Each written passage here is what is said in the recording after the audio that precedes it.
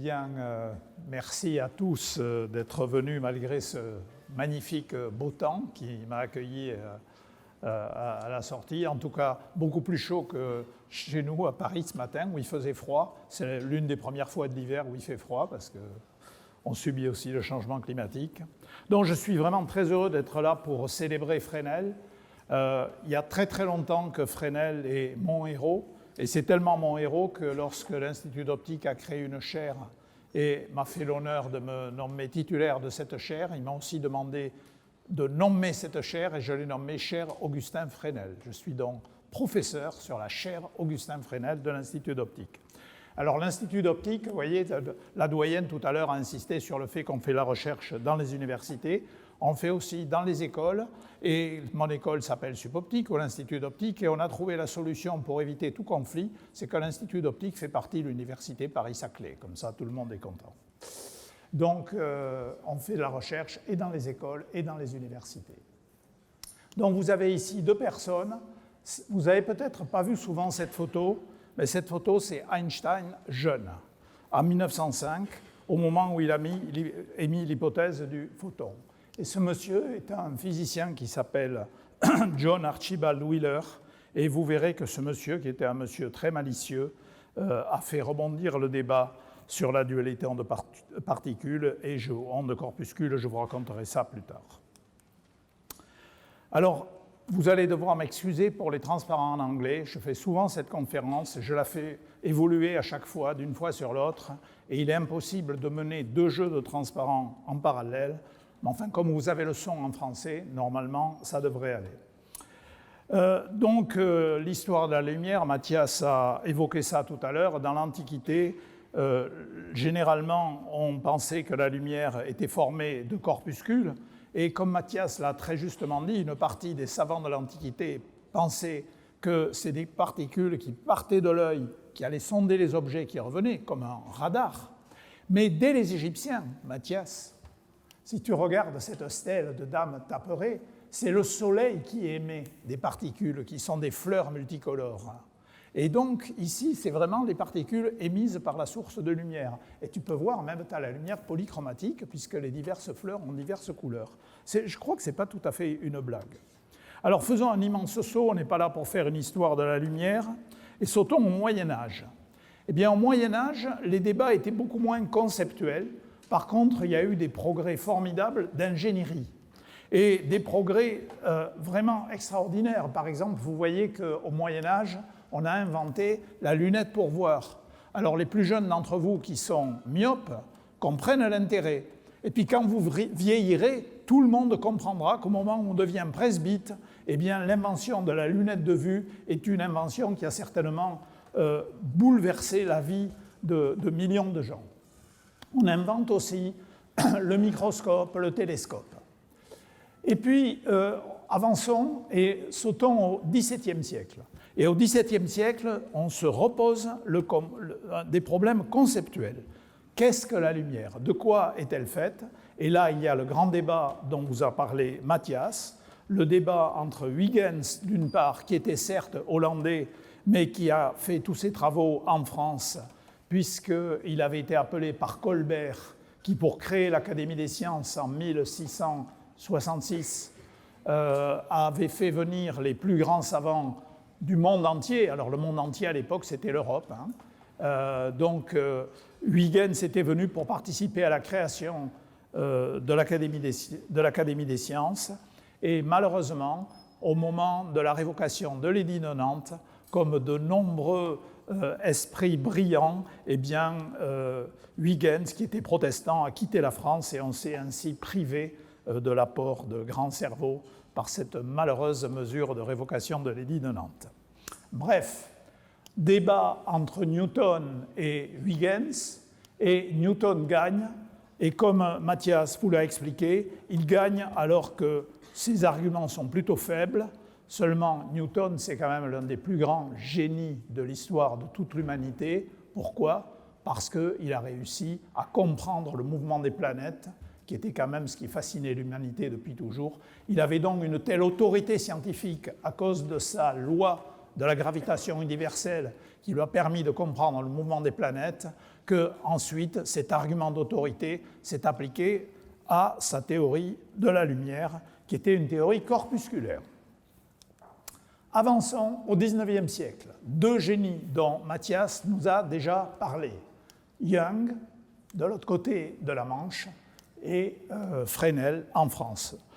Pourquoi Fresnel ne sourit jamais? Il était en très mauvaise santé, hein, et il est mort très jeune, comme tu l'as dit, et donc j'imagine que ses portraits sont déjà faits à un moment où il est en très mauvaise santé. Alors je voudrais dire qu'en cette période où quelquefois les relations entre les Britanniques et les Français ne sont pas toujours cordiales, il faut dire que les Anglais, Young en particulier, et la Royal Society de façon plus générale, ont tout à fait rendu hommage à Fresnel. Ils lui ont donné la plus grande... Ils l'ont nommé membre étranger de la Royal Society. Le portrait de Fresnel trône à côté de celui de Young dans les couloirs de la Royal Society. Ils lui ont remis leur plus belle médaille, qui est la médaille Rumford, que d'ailleurs Fresnel n'a pas pu aller chercher parce qu'il était très malade, et on l'a donc amené en France. Donc je pense qu'il faut donner un grand coup de chapeau au fait que Young et Fresnel s'entendaient extrêmement bien. Donc qu'est-ce qu'ils ont fait, Young et Fresnel? Ils ont montré que pour comprendre l'ensemble des phénomènes lumineux, eh bien, il faut absolument décrire la lumière comme une onde. Pour comprendre les interférences, Young a étudié les interférences, Fresnel a étudié la diffraction, et la conclusion, c'est que la lumière ne peut être qu'une onde. Et le mémoire que nous célébrons aujourd'hui, d'ailleurs pour ceux qui sont intéressés, aujourd'hui, par le miracle d'Internet, si j'ose dire, vous pouvez le trouver sur le site de l'Académie des sciences, vous pouvez le trouver sur Gallica, et on peut lire ce mémoire, et c'est extraordinaire. La totalité de l'optique moderne que nous faisons est dedans. Fresnel a vraiment développé une théorie mathématique de la totalité des phénomènes lumineux connus, des phénomènes lumineux qu'on décrit par les ondes. Et il lui manque une seule chose à Fresnel. Il a dit c'est une onde transverse, c'est-à-dire quand ça se propage comme ça vibre perpendiculairement à la propagation. Comment sait-il ça? C'est parce qu'il a repéré qu'il y avait deux polarisations. Or, si c'était longitudinal, il ne pourrait pas y avoir deux polarisations. Donc, il sait tout, sauf une chose, il ne connaît pas la nature de cette onde. Et il se demande bien quelle est la nature de cette onde. Et malheureusement pour lui, il ne connaîtra pas la réponse, parce que la réponse sera donnée 50 ans plus tard ou 40 ans plus tard par un autre très très grand génie qui s'appelle Maxwell, qui est un Écossais, et qui montre... Alors comment le montre-t-il? Il montre que la lumière est une onde électromagnétique. Comment le montre-t-il? C'est assez extraordinaire. J'aime bien donner cet exemple pour faire comprendre ce qui caractérise la démarche scientifique. À l'époque, vers 1850-1860, on connaît un certain nombre de résultats en électricité, en magnétisme. Et l'ensemble de ces résultats connus en électricité et en magnétisme, Maxwell les synthétise par 4 équations, qu'on appelle aujourd'hui les équations de Maxwell, qui résument en quelque sorte tout ce qu'on sait en électricité et magnétisme. Mais, et c'est là qu'est la spécificité de la physique, une théorie physique fructueuse est une théorie qui non seulement rend compte de tout ce qu'on connaît au jour où on écrit les équations, mais il y a dans les équations plus que ce qu'on y a mis, comme un poème, si vous voulez, ou une œuvre de littérature. Il y a plus dans l'œuvre que ce que l'auteur a mis. Et là, c'est encore plus frappant. Et en particulier, Maxwell, écrivant ces équations, découvre qu'il y a une solution de ces équations qui sont des ondes. Et il peut calculer la vitesse prédite pour ces ondes. Et la vitesse, figurez-vous, c'est 300 000 km par seconde. Or, à l'époque, on connaît la vitesse de la lumière. Elle a été mesurée par plusieurs méthodes. Et donc, Maxwell, avec une litote toute britannique, écrit sobrement « On ne peut pas s'empêcher de remarquer que le nombre que je trouve est égal à la vitesse connue de la lumière. » Et voilà comment on conclut que la lumière est une onde électromagnétique. Et donc voilà, on est à la fin du XIXe siècle et on a un magnifique édifice, on a tout compris sur l'optique, ce sont des ondes électromagnétiques. Quelqu'un comme Michelson, l'un des premiers très grands savants américains au XIXe siècle, dit d'ailleurs « la physique est finie, maintenant la seule chose qui nous reste à faire, c'est améliorer les mesures pour mesurer par exemple la vitesse de la lumière avec une précision toujours plus grande ». Et puis il y a quelqu'un d'autre qui est Kelvin, Lord Kelvin, qu'on voit en chair ici, qui fait son cours, que l'on cite souvent à tort, alors je veux ici le réhabiliter pour ceux qui auraient la mauvaise idée de Kelvin. On dit Kelvin avait dit toute la physique est comprise à part 2 petits nuages. Alors, il ne faut jamais croire ce que vous lisez de seconde main.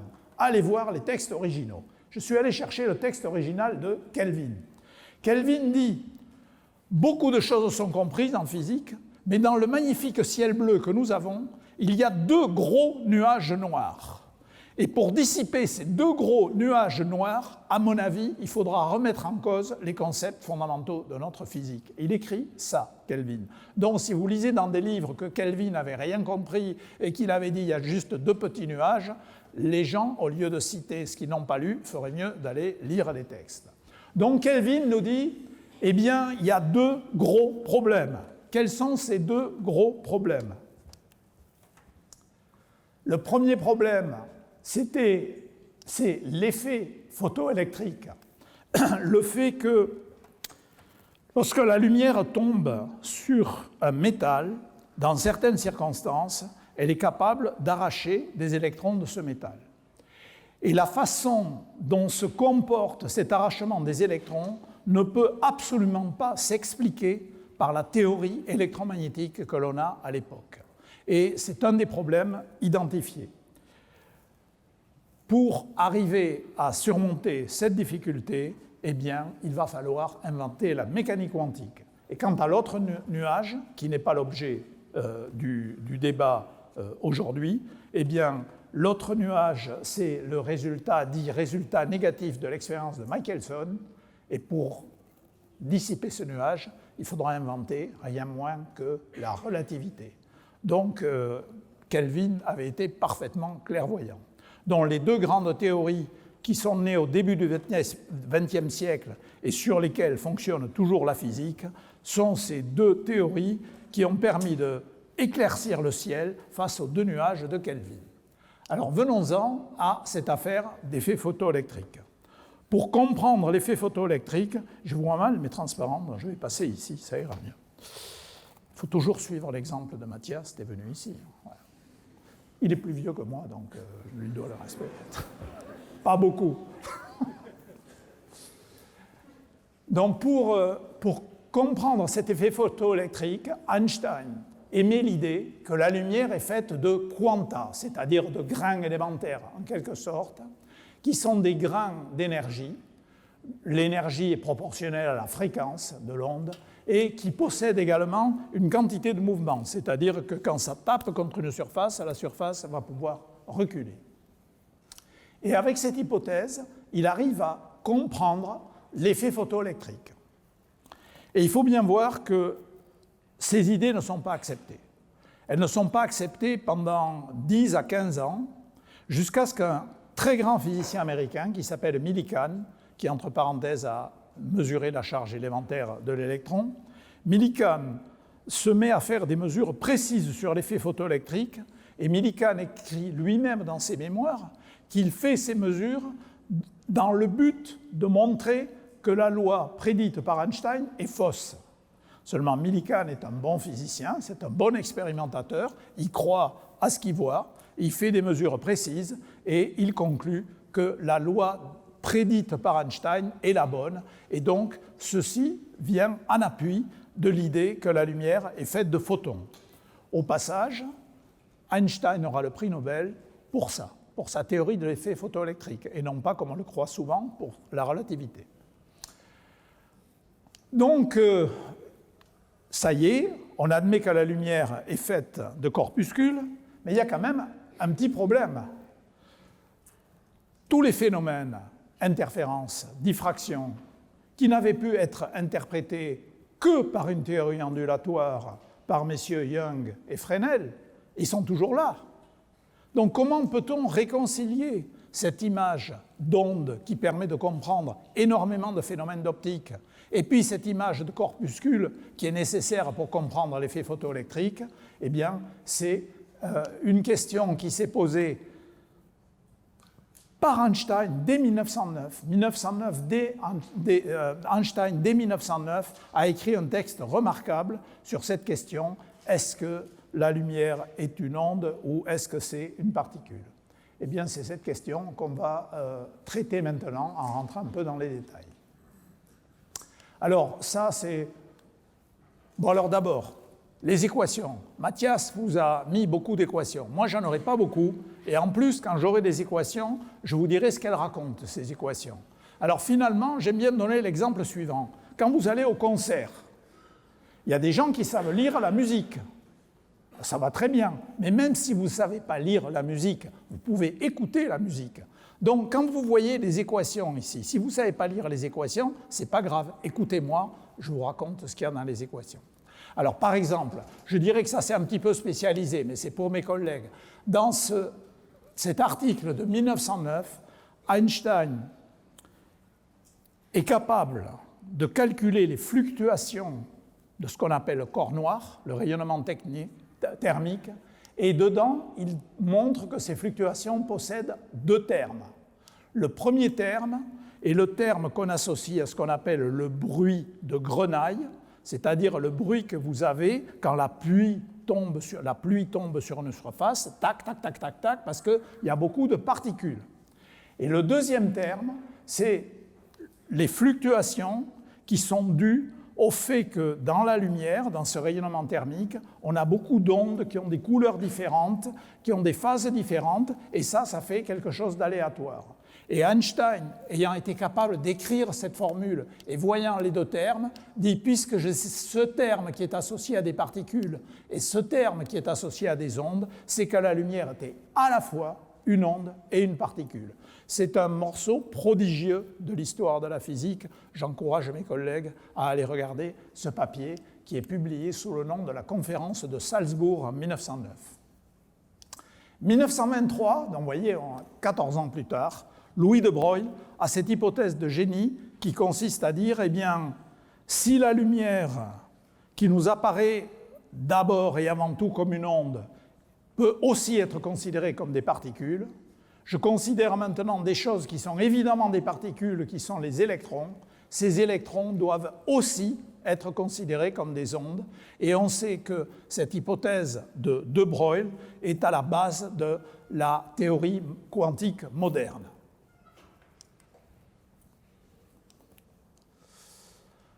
Donc,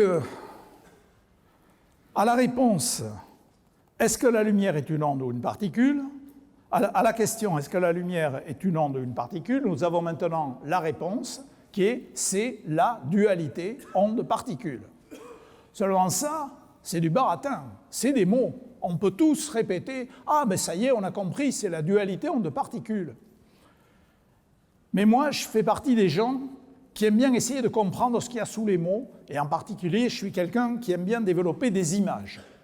Et donc, c'est une question que je me suis posée depuis que j'étais étudiant, même lycéen, puis étudiant. Comment se représenter par des images cette histoire de dualité onde-particule?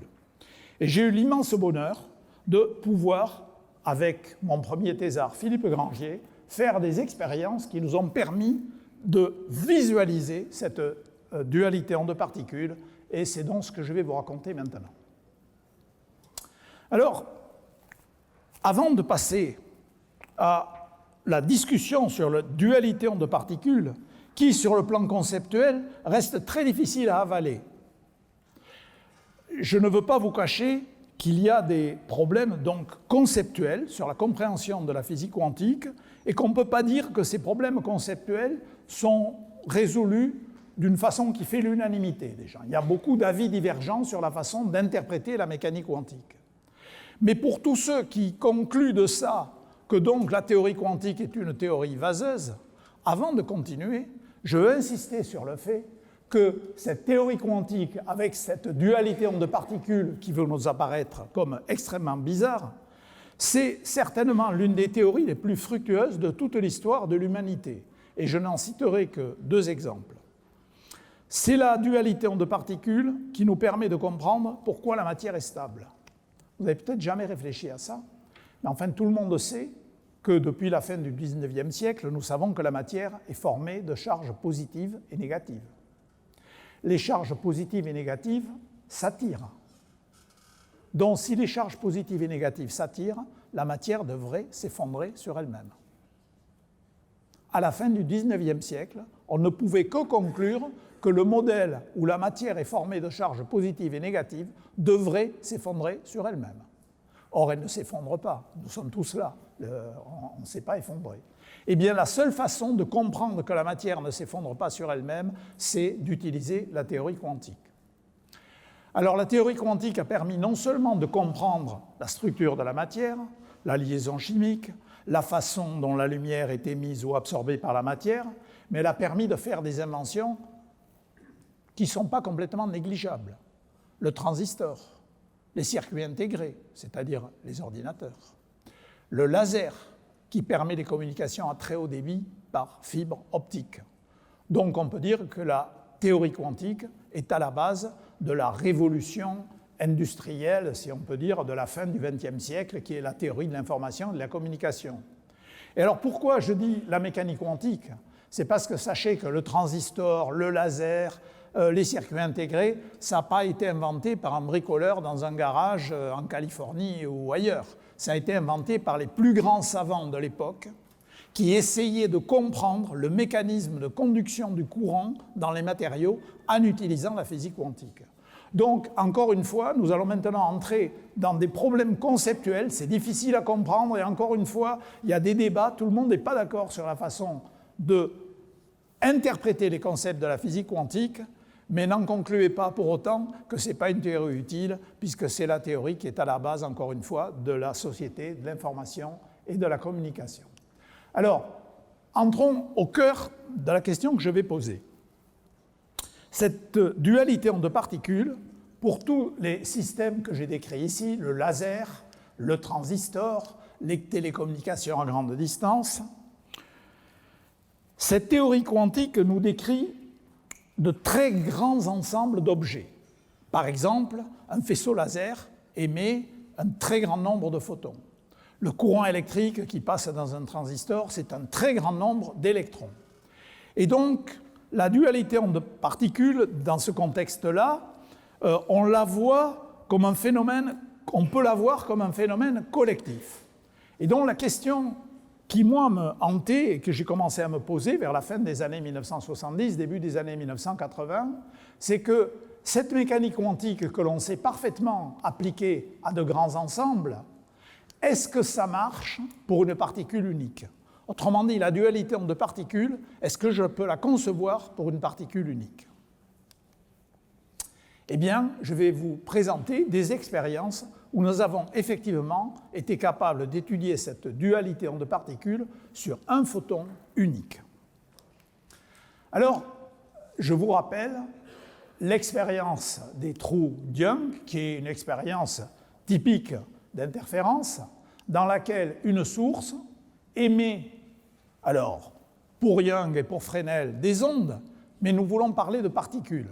Donc, elle émet des particules. Et comme je veux parler de particules uniques, elle émet les particules une par une. J'ai une particule qui est émise, puis une autre particule qui est émise, puis une autre particule qui est émise.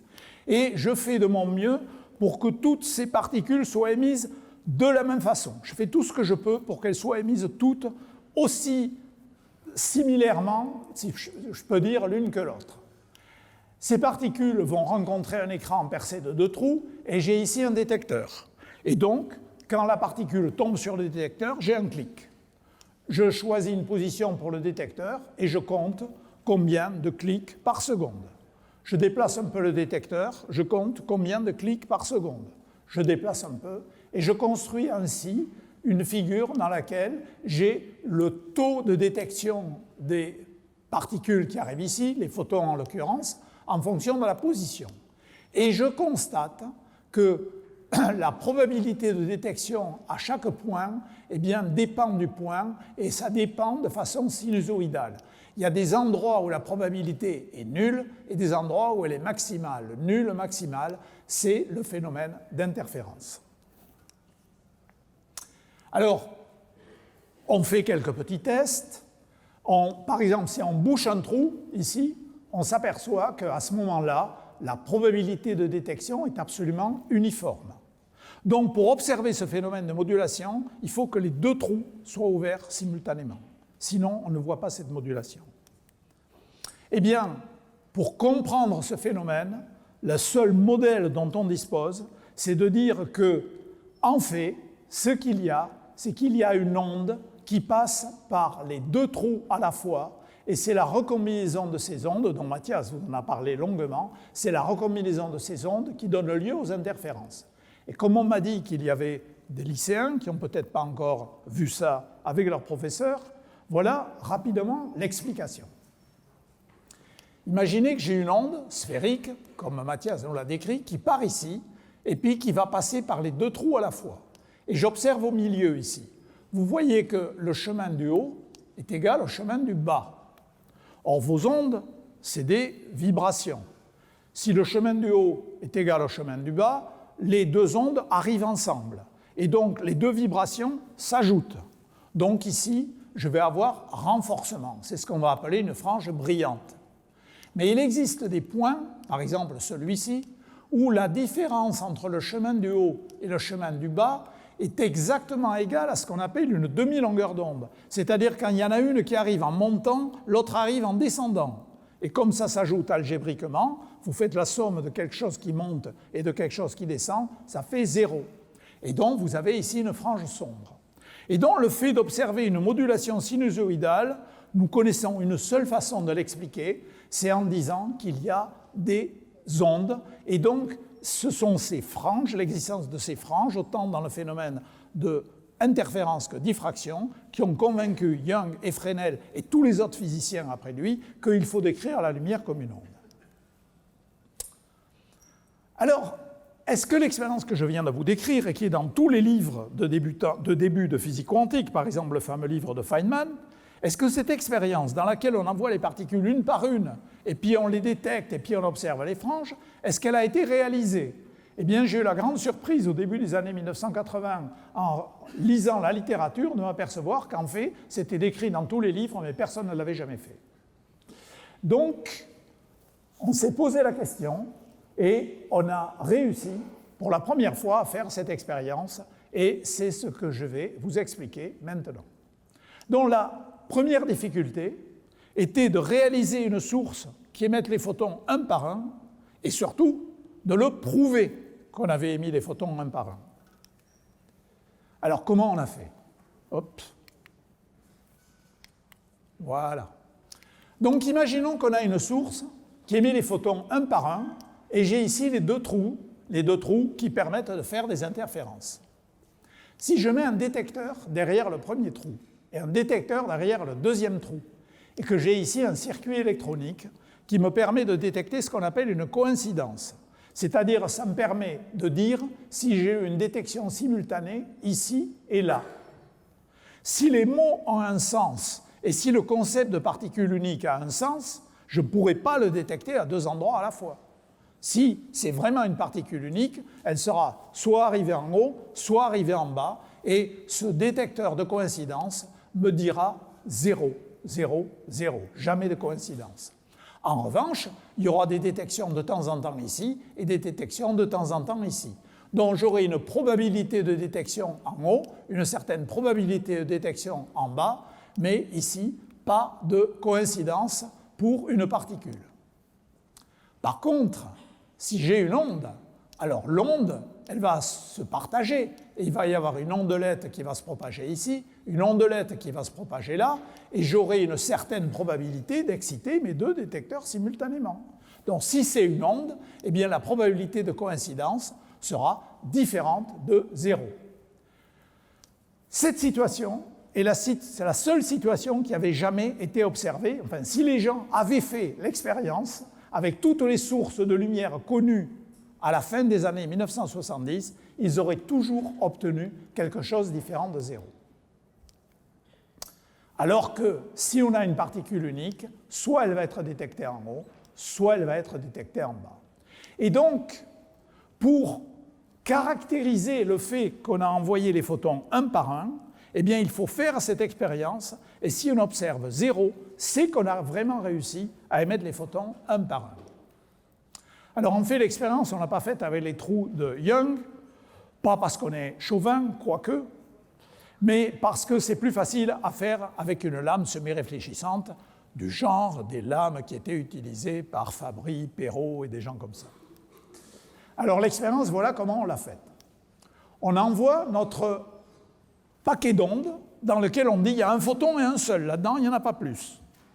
On l'envoie sur une lame semi-réfléchissante. Une lame semi-réfléchissante, c'est un morceau de verre. Si j'envoie mon faisceau laser sur un morceau de verre, une partie est transmise, une partie est réfléchie. Bon, si c'est un faisceau comme ça, la moitié est transmise, la moitié est réfléchie, ça étonne personne. Mais si j'ai un seul photon, un photon, ça ne se coupe pas. On ne peut pas couper les photons en 2 ni en 4.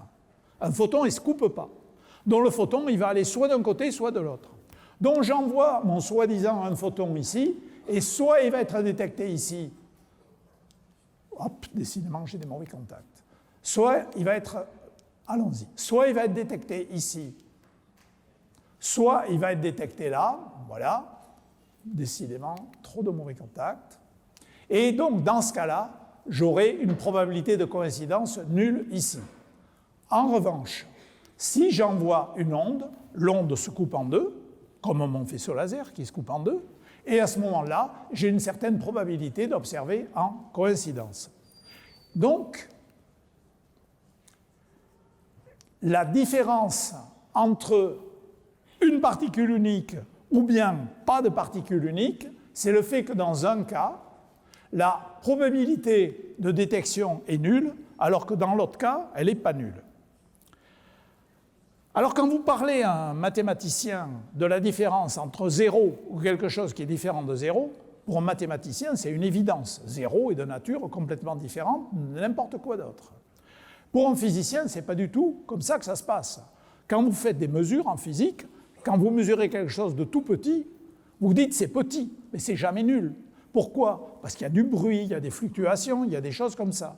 Donc, il faut être capable de trouver un critère qui nous permette de discriminer entre la situation de photon unique et la situation où on n'a pas de photon unique. Alors pour ça, on a quelques équations, et je raconte encore de quoi il s'agit. On va supposer qu'on a une onde. Si on a une onde, on a une certaine probabilité de détecter en coïncidence. Et cette probabilité de détecter en coïncidence, elle est égale au produit des probabilités de détecter ici et de détecter là. Et j'ai donc une certaine formule. Par ailleurs, la probabilité de détecter ici est proportionnelle à l'intensité, et la probabilité de détecter là est aussi proportionnelle à l'intensité. Et quand je regarde les formules qui sont là, j'en tire à la conclusion que, à cause d'une formule magique que je vous recommande d'apprendre le jour où les mathématiciens vous la démontreront, qui s'appelle une relation de Cauchy-Schwarz, eh bien, la moyenne du carré est supérieure ou égale au carré de la moyenne. Et à cause de cette formule magique, vous pouvez démontrer que si vous avez une onde ici, alors la probabilité de détection en coïncidence est au moins égale au produit des probabilités simples. Bon, c'est comme ça. Croyez-moi, c'est un raisonnement imparable quand vous avez des ondes. Ça veut donc dire que si vous faites la mesure, vous mesurez le rapport entre les coïncidences et les probabilités simples, et si vous trouvez un rapport supérieur à 1, ce que vous observez est parfaitement compatible avec l'existence d'une onde. Si par contre le rapport est plus petit que 1, ça ne peut pas être une onde. Et donc dans ce cas-là, il n'y a pas le choix, ça veut dire que c'est essentiellement des particules uniques. Donc on a maintenant un critère quantitatif pour discriminer entre un paquet d'ondes qui comporte un photon et un seul, ou un paquet d'ondes qui comporte plusieurs photons. Il faut que je me rapproche, en fait. Voilà. Alors, au cas où ces choses vous sembleraient trop banales, sachez que quand nous avons entrepris ces expériences avec Philippe Grangier, en fait, il existait toute une littérature avec des gens qui disaient qu'ils avaient vérifié qu'on pouvait faire des interférences à un seul photon.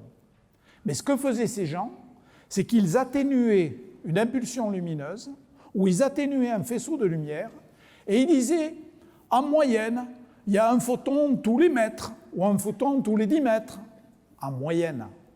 Et donc, évidemment, ça se comporte comme un photon unique. Et quand nous avons entrepris ce travail, grâce au fait qu'on avait étudié l'optique quantique avec Claude Cohen-Tanucci, on savait que quand on atténue un faisceau, même si le faisceau est très faible, ce n'est pas vrai du tout que ce faisceau est formé de photons uniques. En fait, on a toutes les raisons de penser que ce faisceau est formé d'une onde extrêmement faible et qui se comporte comme une onde. Et donc, pour le montrer, nous avons fait cette expérience spectaculaire qui consiste à fabriquer une impulsion dont la durée est quelques nanosecondes avec une diode électroluminescente rapide. On l'atténue énormément, on l'atténue tellement qu'en moyenne, il y a 1/100 de photon par impulsion. Alors, qu'est-ce que ça veut dire, 1/100 de photon par impulsion? Ça veut dire 99% des cas, il n'y a rien du tout. Dans 1% des cas, il y a quelque chose. Oui, mais il y en a un peu plus que quelque chose dans 1% des cas. La preuve, c'est que quand on a mesuré ici la probabilité de coïncidence et qu'on a divisé par le rapport des probabilités simples, eh bien on a trouvé alpha égale 1 aux erreurs d'expérience près. Ce n'est pas du tout une impulsion qui, en moyenne, a 1/100 de photon par impulsion, mais qui résulte du fait qu'on a atténué, eh bien ça ne se comporte pas comme un photon unique. Donc, le problème était compliqué. Il fallait arriver à fabriquer un photon unique. Alors, il y a une recette pour fabriquer un photon unique. Pour fabriquer un photon unique, prenez un atome unique, portez-le dans l'état excité et attendez. Tôt ou tard, en général ça va assez vite, quelques nanosecondes, quelques dizaines de nanosecondes, tôt ou tard, il émettra un photon et un seul. Pourquoi un seul? Sinon, il y aurait violation de la conservation de l'énergie. On a tendance à croire que la conservation de l'énergie, c'est quelque chose de solide. Donc, vous récupérez un photon et un seul. Alors, la recette a l'air très simple, mais il faut se rendre compte que dans les années 80, personne ne savait isoler un atome unique. Alors, comment isoler un atome unique? Eh bien, on a eu une expérience qui, je pourrais qualifier d'usine à gaz, assez compliquée, qui en fait est un détournement de l'expérience qui avait permis de tester les inégalités de Bell. C'est une expérience dans laquelle on avait de très nombreux atomes qui étaient simultanément excités vers un niveau élevé, ici, et quand ces atomes chacun de ces atomes, une fois excité au niveau élevé, il émettait 2 photons. C'est ce qu'on appelle une cascade radiative, cascade de rayonnement. Un premier photon, vert, et un deuxième photon, violet. Et le point remarquable, c'est que l'intervalle de temps entre ces 2 photons est de quelques nanosecondes. Alors nanosecondes, ce n'est pas beaucoup, c'est milliardième de seconde. Alors certes, on avait beaucoup d'atomes excités simultanément, mais le nombre d'atomes excités par seconde était plutôt de l'ordre de 1 million. Alors vous allez me dire, ça fait beaucoup. Mais à l'échelle de nanosecondes, ce n'est pas beaucoup. Parce que si en moyenne on excite 1 million d'atomes par seconde, ça veut dire qu'entre 2 cascades radiatives, il s'écoule à peu près 1000 nanosecondes. Alors qu'entre les 2 photons qui ont été émis par le même atome, on n'a que quelques nanosecondes. Donc ça veut dire que finalement, si j'imagine ce qui se passe dans le temps, j'ai vert-bleu et puis un grand silence. Silence, façon de parler, vous voyez ce que je veux dire, pas de lumière émise. Vert-bleu et puis... Donc ça veut dire que si je détecte le photon vert, je sais que pendant les 5 nanosecondes qui suivent, j'ai une très grande probabilité d'avoir un photon bleu et un seul. La probabilité qu'il y en ait un autre qui est émis par n'importe quel autre atome est quasiment négligeable. Et donc, on a mis au point ce système et pour la première fois, eh bien, on a été capable d'émettre et d'observer un photon unique. Donc on a fait l'expérience, on a envoyé notre paquet d'ondes avec un seul photon, on a mesuré le fameux coefficient alpha, et le coefficient alpha était très nettement plus petit que 1. Vous voyez, 0,18 et la barre d'erreur. Donc pour les lycéens, toujours la barre d'erreur. Donc 0,18 plus ou moins 0,06. Donc c'est très clair, il n'y a pas de doute, c'est beaucoup plus petit que 1. Alors vous allez me dire pourquoi pas 0 ? Ben, pas 0 parce que rien n'est parfait dans la vraie vie. Les détecteurs, de temps en temps, ils détectent quelque chose alors que ça n'a pas reçu de photons. Pourquoi ? D'abord, il y a des rayons cosmiques. Alors on a beau avoir utilisé des blindages de plomb et des choses comme ça, de temps en temps, vous pouvez avoir une particule qui arrive, paf, ça vous fait un signal sur votre détecteur. Et puis, les détecteurs, nos détecteurs étaient à température ambiante. À température ambiante, il y a un peu d'agitation thermique. De temps en temps, paf, il y a un coup qui est émis. Mais ces coups qui sont produits aléatoirement, il y en avait suffisamment peu pour que alpha reste plus petit que 1. Donc on était sûr d'avoir des impulsions de photons uniques. Alors, maintenant, évidemment, il était très tentant d'essayer d'observer une interférence avec ces photons uniques. Donc, on prend notre paquet d'ondes qui contient un seul photon, on l'envoie sur la lame semi-réfléchissante, il est coupé en deux, mais maintenant, au lieu d'essayer de le détecter ici et là, on recombine les deux faisceaux et on recombine sur la lame semi-réfléchissante qui est ici. Et donc, vous voyez qu'on a combiné une onde et l'autre onde, et donc il doit y avoir interférence. Comment on peut le voir ? En changeant la différence entre la longueur ici et la longueur qui est là, et en observant si ce que je détecte ici dépend de la différence entre les longueurs. Alors cette différence entre les longueurs doit être contrôlée à bien mieux qu'un micromètre, c'est-à-dire qu'un millième de millimètre. Ça peut vous apparaître difficile, mais en fait, c'est assez facile. Il y a des systèmes qu'on appelle des cales piézoélectriques, et en appliquant des tensions, on peut les déplacer d'une fraction de micromètre. Donc, on a fait l'expérience. Et donc, voilà ce qu'a donné l'expérience. Alors, je suis désolé, c'est une expérience faite dans les années 80. On n'avait pas des ordinateurs, des choses pour capter, donc je suis obligé de vous montrer tel qu'on a capturé les résultats à l'époque. Alors, qu'est-ce qu'on a ici ? On fixe la position du miroir et on compte combien de coups par seconde ici, combien de coups par seconde là. Alors, sur la première expérience, il faut le dire, on n'a pas attendu assez longtemps. C'est-à-dire, on attendait 1/10 de seconde à chaque position du miroir, puis on le déplaçait. 1/10 de seconde, on déplaçait. 1/10 de seconde, on déplaçait. Résultat, la plupart du temps, on avait 0. Quelquefois, on avait 1, on avait 2, mais pas assez. Bon, alors on a attendu un peu plus longtemps. Si on attend 1 seconde à chaque position, ah là, ça devient intéressant.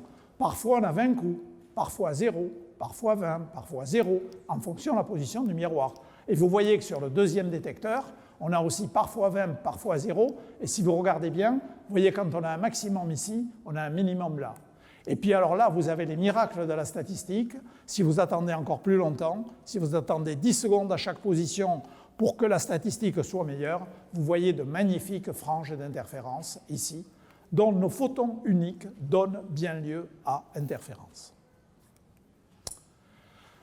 Alors ces expériences peuvent se faire d'une façon beaucoup plus élégante avec les technologies modernes, et en particulier, je vais vous décrire ici une expérience qui a été faite par nos collègues à l'ENS de Cachan, qui est maintenant de Paris-Saclay. Eux aussi, vous voyez, vont être membres d'une grande université, encore une école qui rejoint l'université.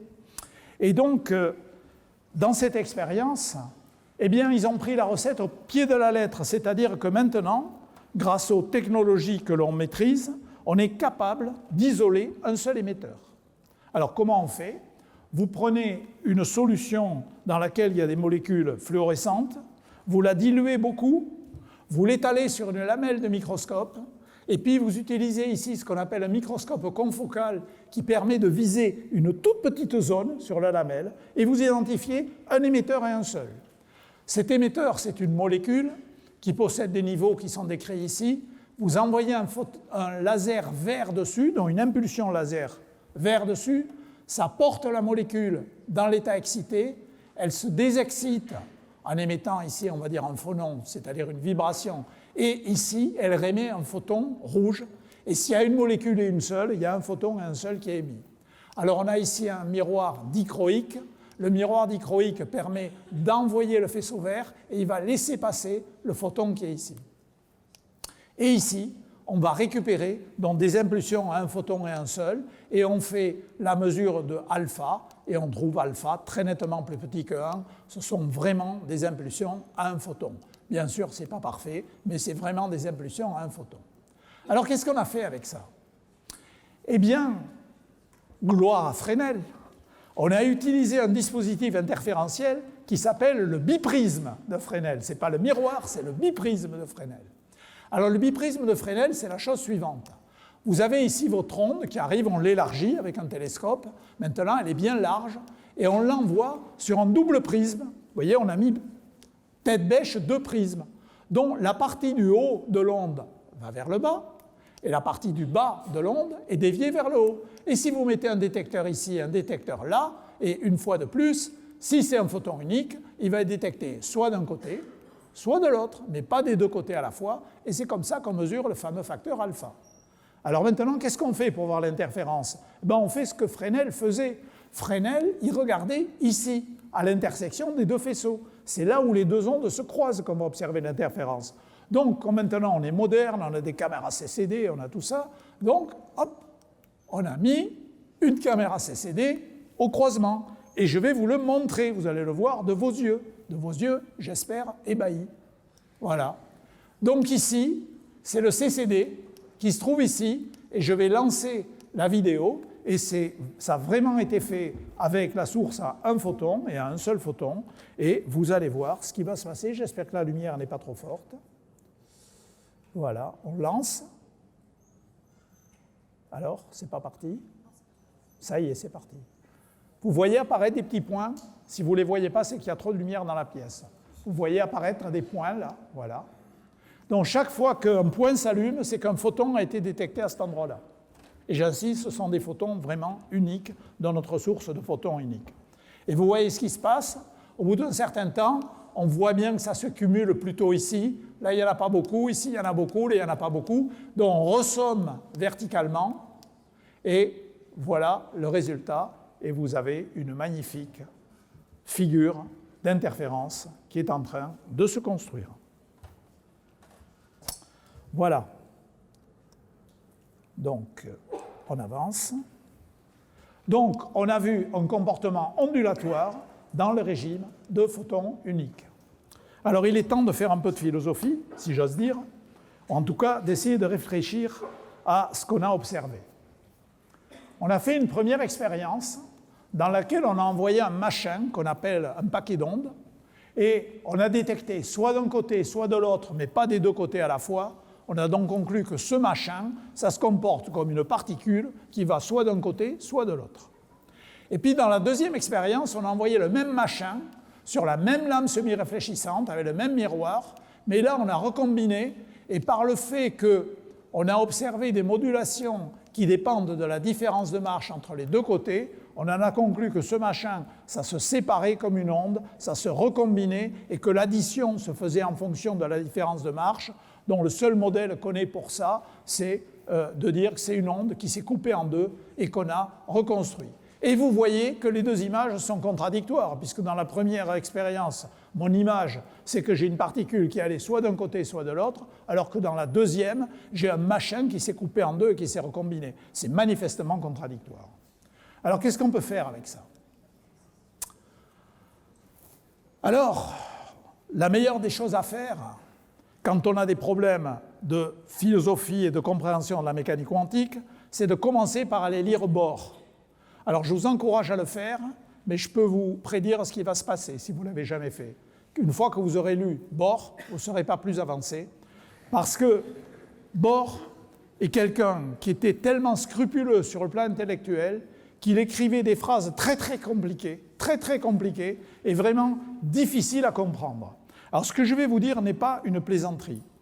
Bohr, qui était un adepte de la complémentarité, c'est-à-dire il dit qu'il y a toujours des choses qui sont complémentaires, c'est soit ceci, soit cela, mais si on est un peu plus ceci, on est un peu moins cela. C'est ça la complémentarité. Bohr a une fois écrit que vérité et clarté sont des choses complémentaires. Autrement dit, plus vous êtes juste et moins vous êtes clair. Et Bohr faisait vraiment des efforts désespérés pour être le plus juste possible. Donc, quand vous lisez Bohr, vous avez beaucoup de mal à conclure. Néanmoins, il dit quelque chose qui est très important, qui fait partie de la complémentarité, C'est que Bohr vous dit, mais attendez, ici vous posez une question, vous demandez à l'objet par quel chemin passes-tu? Alors que là, vous posez une autre question qui est, es-tu passé des deux côtés à la fois? Et il dit, en fait, vous ne pouvez pas poser les deux questions en même temps, vous devez choisir. Soit la première question, soit la deuxième. Vous pouvez tourner dans votre tête tant que vous voulez imaginer des miroirs partout dans tous les coins, vous n'arriverez jamais à faire les deux expériences en même temps. Donc, Bohr n'a pas tort de nous dire ça. Alors là où il va un peu loin, Bohr, c'est que, entraîné dans sa philosophie, il dit en fait les objets physiques n'ont pas de réalité propre. La réalité que nous attribuons aux objets dépend de l'instrument que vous utilisez, et suivant l'instrument que vous utilisez pour révéler la nature de l'objet, vous allez soit conclure que c'est une particule, soit conclure que c'est une onde. Et alors là, vous vous dites, ah mais oui, c'est clair, parce que le photon, quand il arrive ici, il voit bien que la question qu'on lui pose, c'est es-tu une particule? Donc il va répondre qu'il est une particule. Tandis que quand il arrive ici, comme il est très éduqué en optique, il a remarqué que c'était un interféromètre de Mach-Zehnder, donc il dit on me demande si je suis une onde, et donc il se comporte comme une onde. Ce que je raconte, c'est une façon imagée de dire que c'est l'instrument de mesure qui révèle la nature de l'objet. Alors pourquoi pas? Et c'est là qu'intervient ce monsieur dont je vous ai parlé au début, John Archibald Wheeler, dont le principal titre de gloire est d'avoir énormément prédit et travaillé sur les ondes gravitationnelles. Mais il a aussi réfléchi au fondement de la mécanique quantique, et Wheeler a posé la question suivante. Il dit, mais attendez, si vraiment c'est au moment où le photon arrive ici qu'il décide soit d'être une onde ou une particule, qu'est-ce qui se passerait si je n'avais pas encore choisi la deuxième partie de l'expérience? Après tout, je pourrais avoir deux dispositifs, je les garde derrière le dos, et puis une fois que le photon est passé sur la lame semi-réfléchissante, je mets l'un ou je mets l'autre. C'est ce qu'on appelle l'expérience à choix retardé de Wheeler. Eh bien, figurez-vous que cette expérience, on a réussi à la faire avec nos collègues de Cachan il y a quelques années. Donc l'idée, c'est qu'on veut pouvoir choisir très vite entre cette expérience-ci et cette expérience-là. Alors vite, ça veut dire à l'échelle de quelques nanosecondes. Il faut aller vite quand même. Donc pas facile de prendre un gros appareillage et de le changer. Mais il y a une astuce qui est possible. Si on modifie un peu le montage comme ça. Ici, vous voyez, il n'y a rien. Donc ça passe, ça va là. Et le faisceau du bas passe et va vers le haut. Et puis ici, on met la lame semi-réfléchissante. Alors juste introduire ou enlever une lame semi-réfléchissante, ça va quand même plus vite que de mettre un gros appareillage. Surtout qu'au lieu de vraiment mettre une lame semi-réfléchissante, on peut utiliser un dispositif qu'on appelle un dispositif électro-optique, qui est un système où, quand vous appliquez une tension électrique, ça se comporte comme une lame semi-réfléchissante, et puis si vous n'appliquez pas la tension électrique, ça laisse passer la lumière. Et ça, on peut le faire à l'échelle de la nanoseconde. Voilà donc comment nous avons fait l'expérience. Voilà, donc c'était un interféromètre qui faisait 50 mètres de long dans les couloirs du vieil institut d'optique que tu as au 503, que tu as connu. Il y avait un grand couloir de 50 mètres. Les deux faisceaux étaient séparés.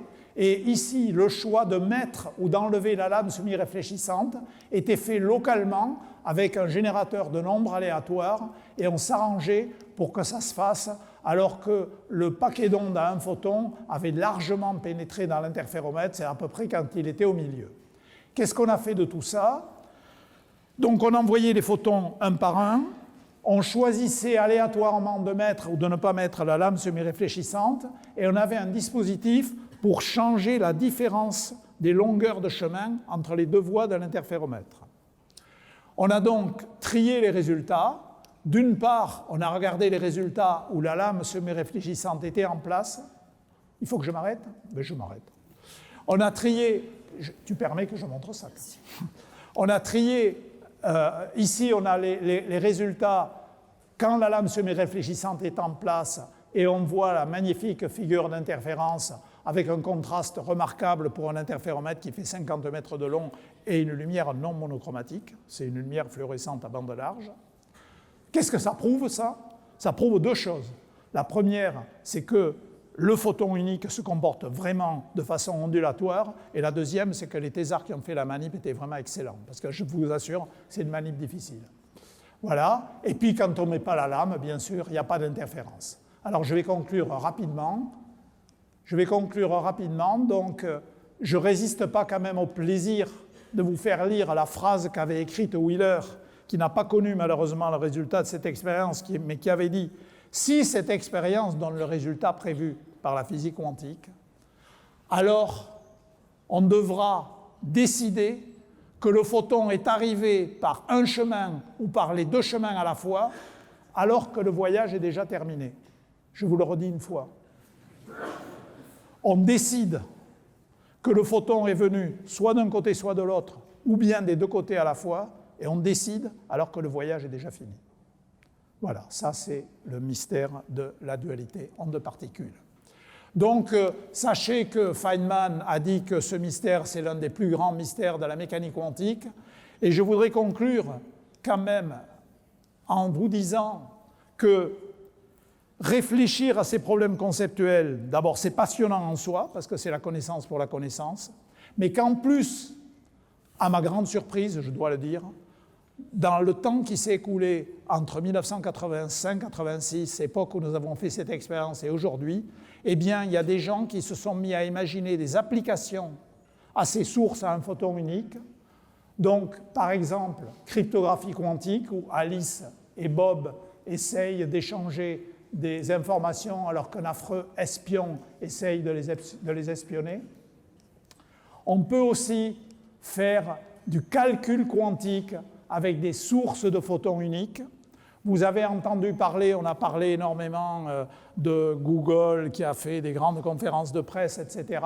Je peux vous dire que ce qui a été fait ici, par exemple, par des collègues chinois, est un calcul avec des photons qui est de même nature que le calcul qui a été fait par les gens de Google. Qu'est-ce que je veux dire de même nature? C'est un calcul très compliqué dont on sait qu'on n'arriverait pas à le faire avec un ordinateur classique, mais il ne sert à rien.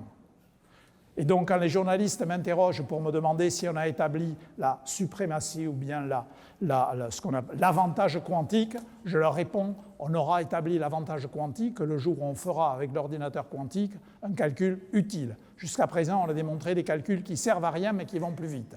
Eh bien, on sait les faire aussi bien avec des photons qu'avec les circuits de Google. Et je vous remercie de votre attention. Donc, les messages à retenir, c'est d'une part, un des grands mystères de la mécanique quantique, eh bien, on l'a montré expérimentalement, donc ça clarifie les débats, le fait d'avoir démontré expérimentalement. Et deuxièmement, eh bien, comme souvent, poser des questions fondamentales, tôt ou tard, ça aboutit à des applications. Je vous remercie.